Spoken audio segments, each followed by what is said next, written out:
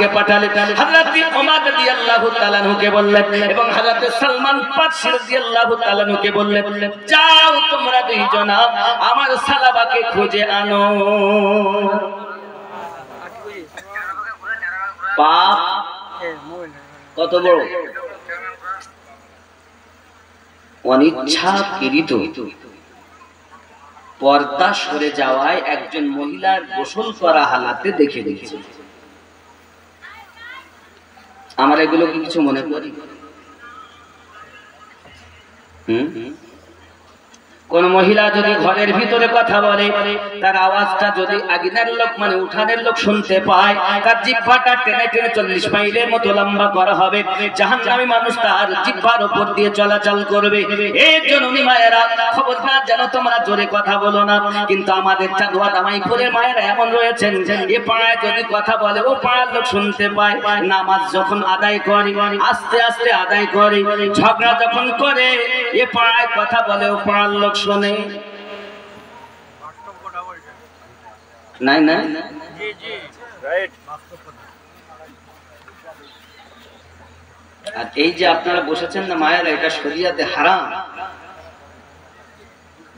এইভাবে মহিলাদেরকে বসাবেন না, এটা হারাম। এটা দেখাও বলো, হয়তো আমাকে কেউ সইতে পারবে না, কিন্তু এগুলো করবেন না বাবা, অনুরোধ করে হাতে ধরে। জালসা দেওয়া ভালো, মেলা লাগানো কালো। দাস্তারবন্দি দেওয়া অতি উত্তম, কিন্তু যে মেলা লাগিয়েছেন এর জন্য আপনারা প্রত্যেক কমিটি দায়ী। কিয়ামতের দিন আপনাদের জিহ্বা টেনে লম্বা।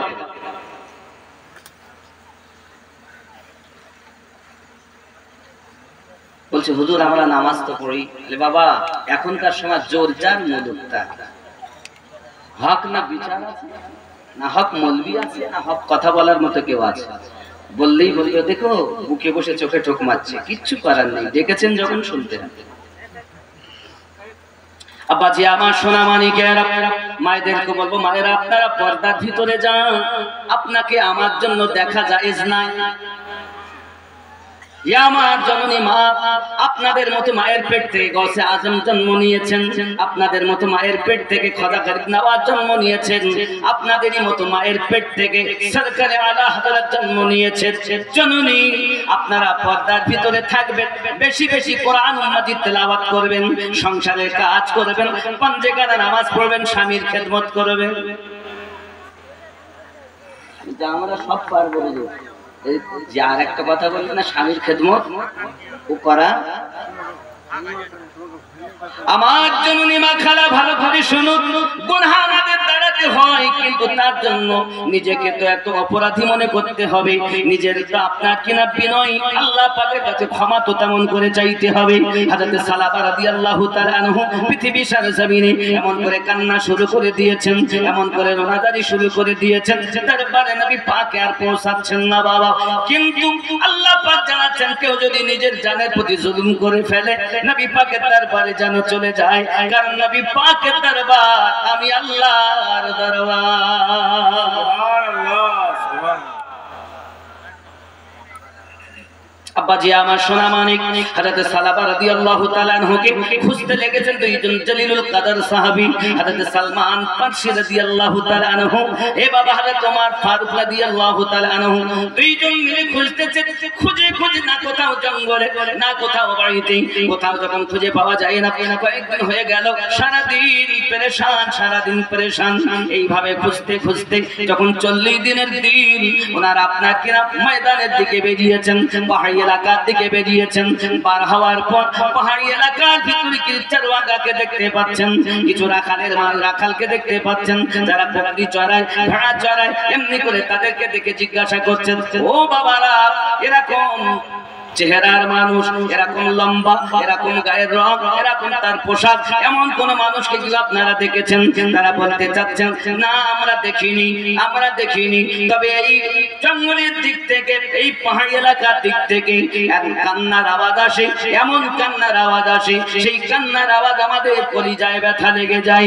হযরত সালমান রাদিয়াল্লাহু তাআলা বলছেন হয়তো ভাই ওমর হতে পারে সেটাই হলো হযরত সালাবা, তা তো আমরা বলতে পারবো না। এই সালাবা কি অন্য কেহ বলতে তো পারবো না, তবে প্রতিদিন তার কান্নার আওয়াজ আমরা শুনি।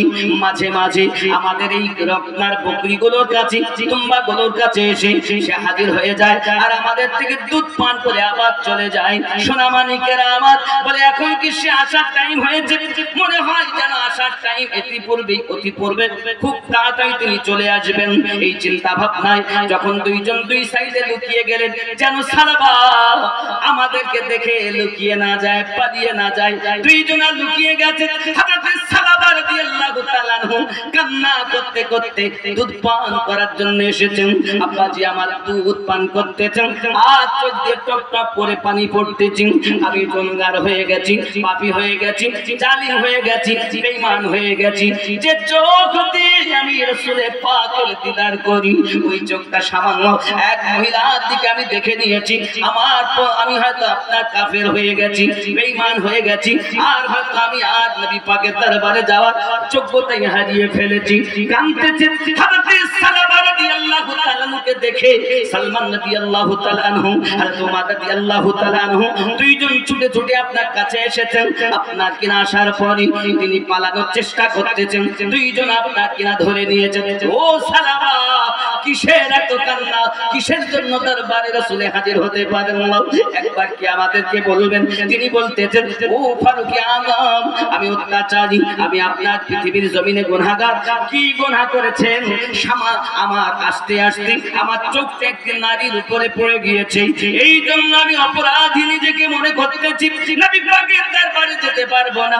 দুইজন সাহাবী সালাবা রাদিয়াল্লাহু তাআলা আনহুকে সাথে করে আমার নবী পাকের দরবারে নিয়ে এসেছেন। আব্বা আমার চোখ দুটি বন্ধ, চেহারা আপনার পাতলা দুবলা হয়ে গেছে না খেয়ে না খেয়ে, আর আপনার এত বিনয়, এত রোনাজারি, এত আসামির মতো ভাব, এমনি করে আপনার কিনা কান্না করতেছেন। আপনার আমার নবী পাকের দরবারে চোখ দুটি খুলছেন না। হুজুর, আমি বরবাদ হয়ে গেছি, আমি শেষ হয়ে গেছি। কান্না যখন করতেছেন বাবা, আমার নবী পাক সাল্লাল্লাহু আলাইহি সাল্লামের জান মোবারকায় সালাবা রাদিয়াল্লাহু তাআলা আনহুর মাথা মোবারক, আমার নবী পাকের জান মোবারকায় সালাবা হুজুরের মাথা খানা রয়েছে। আর জোরে বলুন সুবহানাল্লাহ।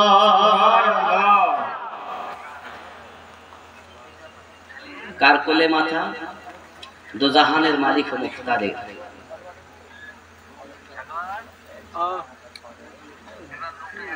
ढल के मुस्तफा की इश्क में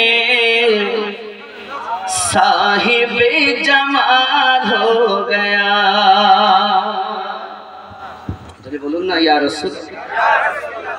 ढल के मुस्तफा की इश्क में, ढल के मुस्तफा की इश्क में साहिब जमाल हो गया। एक गुलाम काले रंग का हजरत बिलाल हो गया। एक गुलाम काले रंग का हजरत बिलाल हो गया। अल्लाह अल्लाह ख्वाजा की गली जयपाल जाके बन गया वली। ख्वाजा का जमाल पढ़ गया, चोर बाकमाल हो गया। ढल के मुस्तफा की इश्क में साहिब जमाल हो गया। एक गुलाम काले रंग का हजरत बिलाल हो गया। जब नजर रसूल की पड़ी, कंकरियों को जिंदगी मिली। जब नजर रसूल की पड़ी,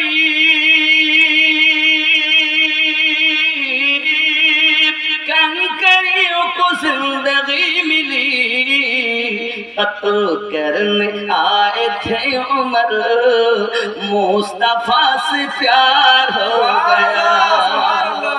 ढल के मुस्तफा की इश्क में साहिब जमाल हो गया।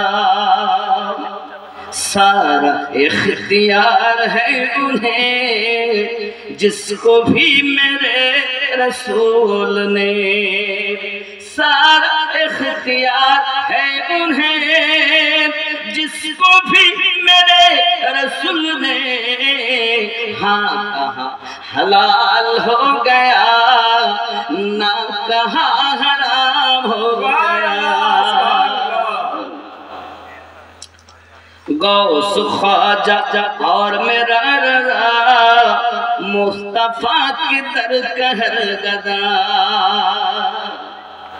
गौस ख्वाजा और मेरा रज़ा मुस्तफा की दर कहर गदा, गौस ख्वाजा और मेरा रज़ा मुस्तफा का दर कहर गदा, कोई लाजवाब हो गया कोई बेमिसाल हो गया, ढल के मुस्तफा की इश्क में साहिबे जमाल हो गया। ख्याल करबेन अल्लाह अल्लाह एक करामते और तिलावतों की बरकते, अल्लाह अल्लाह एक करामते और तिलावतों की बरकते, गौस पाक माँ के पेट में हाफिज कुरान हो गया। আমাদের ঘরে তো তেলাওয়াতই নাই করা, মোবাইল এসেছে তেলাওয়াত উঠে গেছে, ঠিক না? মোবাইল এসেছে সিরিয়াল দেখবো না কোরআন শরীফ দেখবো, কোরআন মাজিদ দেখার সময় নেই। আগে ঘরে কোরআন তেলাওয়াতের আওয়াজ শোনা যেত, আর এখন ঘরে গেলে সিরিয়াল গানের আওয়াজ শোনা যায়, ঠিক না? মায়েরা তেলাওয়াত করবেন বেশি বেশি, কোরআন মাজিদ তেলাওয়াত করবেন বেশি বেশি, সূরা নূর তেলাওয়াত করবেন বেশি, সূরা মুলক তেলাওয়াত করবেন বেশি, যেটা পালন করবেন বেশি, তবে সূরা নূর বেশি বেশি তেলাওয়াতের কথা আমার নবী অর্ডার দিয়েছেন মায়েদের জন্য। আমার জননী খুব ভালো করে বুঝুন, হযরত সালাবা রাদিয়াল্লাহু তাআলা আনহু যখন নবী পাকের জাং মুবারকে মাথা দিয়ে শুয়ে আছেন, হুজুর আমি বড় অপরাধ করে ফেলেছি, আমি বড় অত্যাচার করে ফেলেছি, আয় সালাবা অপরাধটা কি একবার বল। হুজুর আমি অপর নারীর দিকে দৃষ্টিপাত হয়ে গেছে, আমার একবার ইচ্ছা করে দেইনি গো আপা, বাতাসে যখন পর্দা সরে যায় আমার চোখটা ওই দিকে চলে যায়, হুজুর দ্বিতীয়বার আমি তার দিকে তাকাই নাই, আমি নিজেকে অপরাধী মনে করেছি, হুজুর আমার কি মাফ হবে না, আমার কি ক্ষমা হবে না?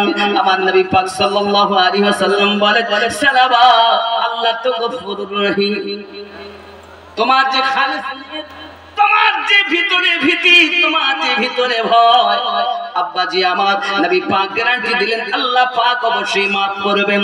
আব্বা আমার সালাবা রাদিয়াল্লাহু তাআলা মনে তাসাল্লি হয়ে গেল, হুজুর আমার যখন maaf হবে তাহলে আমি সৌভাগ্য, তাহলে আমি বেঈমান হই নাই।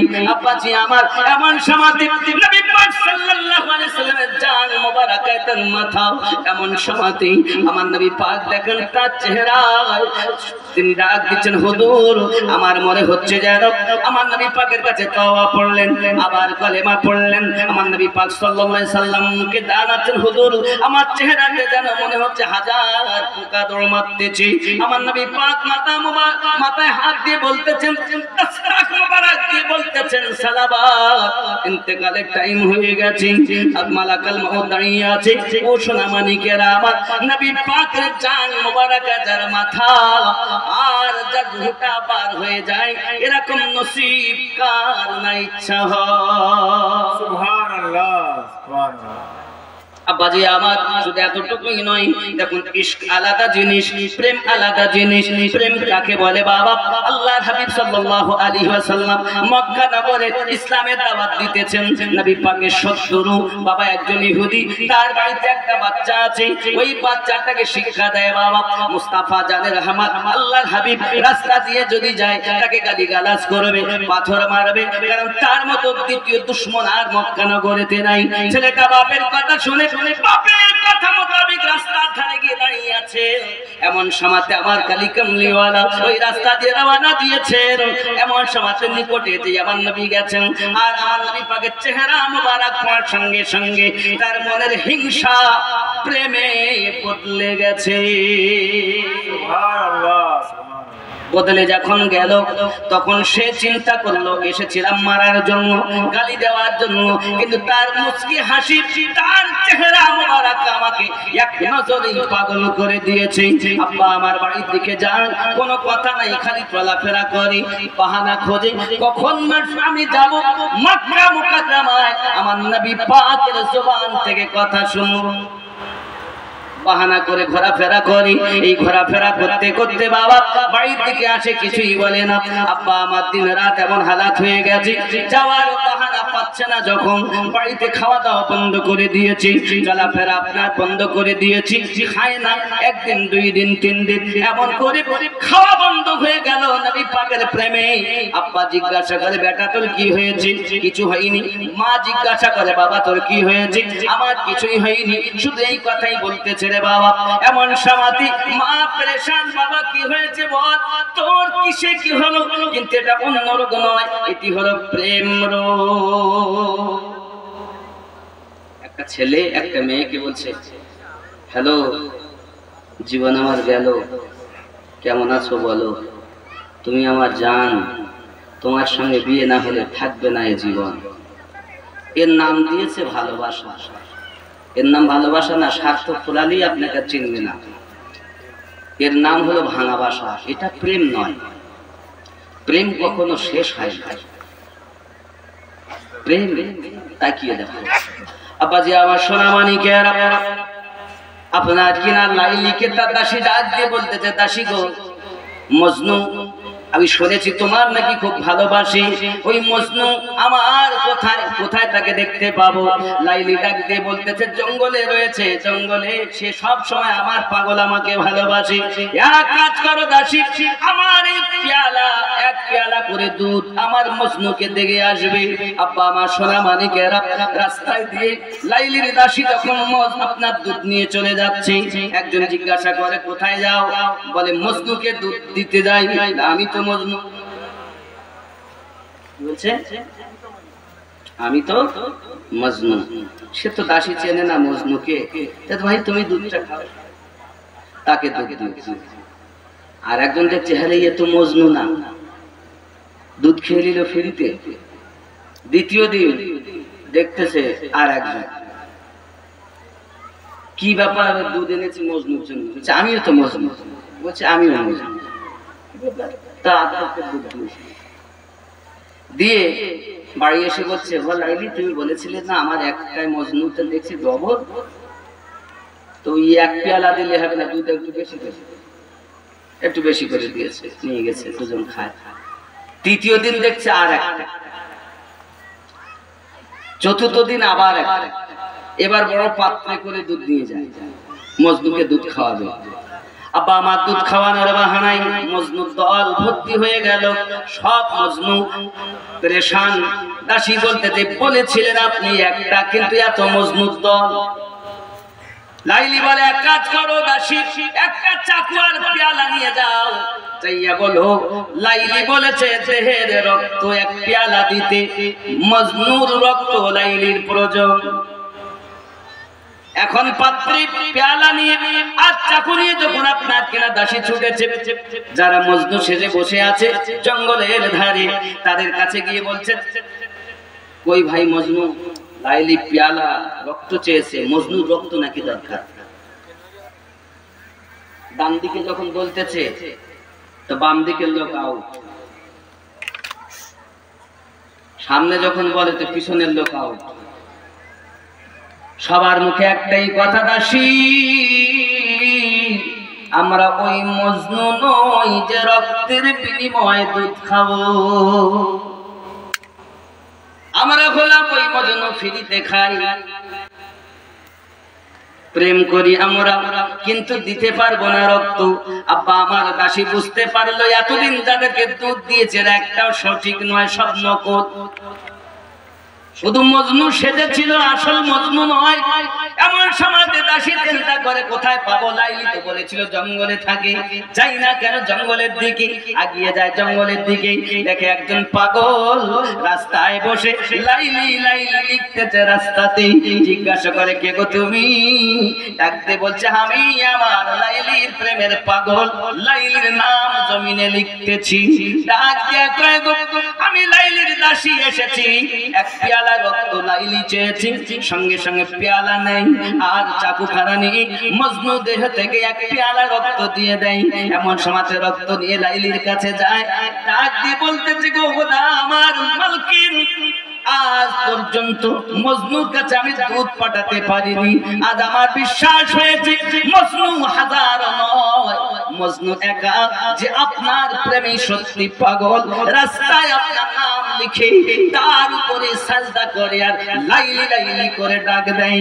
আব্বা আমাদের নাম হলো ভালোবাসা, লাইলির প্রেমে মজনু পাগল। মজনু লাইলির এলাকা যদি কোনো কুত্তা দেখে কুত্তার গায়ে চুমা দেয়, ডাক দিয়ে সবাই বলে তোর মতো পাগল আর দেখা যায় না, তুই কেন কুত্তাকে চুমা খাস? ডাক দিয়ে বলছে তোরা দেখিস কুত্তা আর আমি দেখতেছি আমার লাইলির নজর এই কুত্তার গায়ে পড়েছে। সুবহানাল্লাহ। নাম প্রেম। আমার সোনা মানিক, আমি এটাই বোঝাতে যাচ্ছি প্রেম কেমন জিনিস। এখন ইহুদির ছেলে আমার নবীর প্রেমে পড়ে গিয়েছেন, খাওয়া দাওয়া বন্ধ। খাওয়া দাওয়া যখন বন্ধ হয়ে গেল, আব্বা আমার কবিরাজ করে ডাক্তার করে কোনো কাজ হয় না।